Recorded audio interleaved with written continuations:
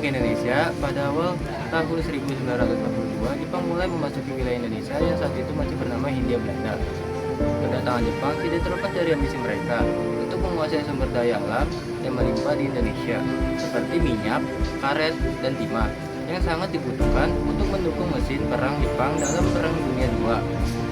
Belanda sudah lemah akibat perang di Eropa, tidak mampu menahan serangan Jepang.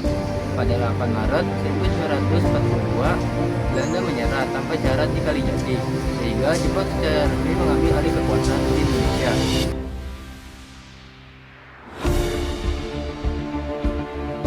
Sistem pemerintahan dan penguasaan Jepang.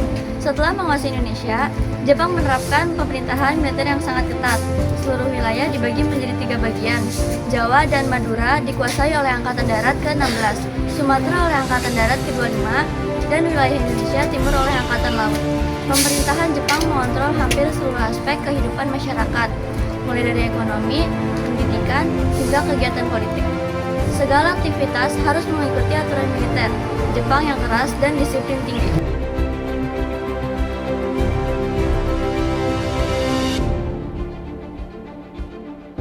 Propaganda dan janji manis Jepang. Untuk mendapatkan dukungan rakyat Indonesia, Jepang menjalankan berbagai propaganda. Mereka menyebut diri sebagai saudara tua dan berjanji akan membantu negara-negara di Asia, termasuk Indonesia, untuk terbebas dari penjajahan Barat. Jepang juga membentuk organisasi-organisasi seperti Putera, Jawa Hokokai, dan memberikan pendidikan militer melalui peta dan Heiho. Namun, sebagian besar janji tersebut hanya digunakan untuk menarik simpati rakyat agar membantu Jepang dalam perang.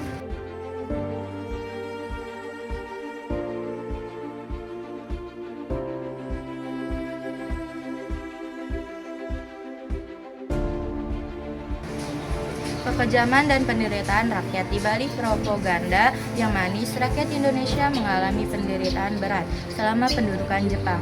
Banyak rakyat dipaksa bekerja sebagai rumusha, yaitu tenaga kerja paksa yang dikirim ke berbagai tempat untuk membangun fasilitas perang Jepang. Bahan makanan menjadi langka dan mahal, akibatnya penyitaan oleh Jepang untuk kebutuhan militer. Kekerasan, penyiksaan, dan penindasan militer sering terjadi. Akibatnya jutaan rakyat hidup dalam kesengsaraan, bahkan kehilangan nyawa pada masa ini.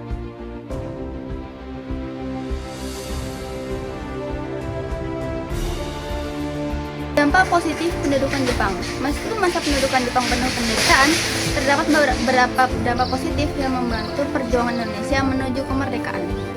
Jepang mulai memperbolehkan penggunaan bahasa Indonesia sebagai bahasa resmi, yang memperkuat persatuan nasional. Pendidikan militer yang diberikan kepada para pemuda melalui organisasi seperti PETA menjadi bekal penting dalam perjuangan persenjataan setelah kemerdekaan.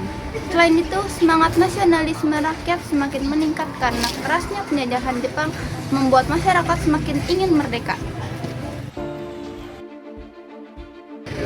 Berakhirnya kekuasaan Jepang dan jalan menuju kemerdekaan.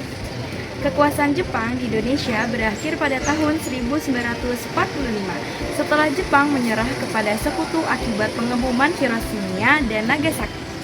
Kekalahan Jepang menciptakan kekosongan kekuasaan di Indonesia.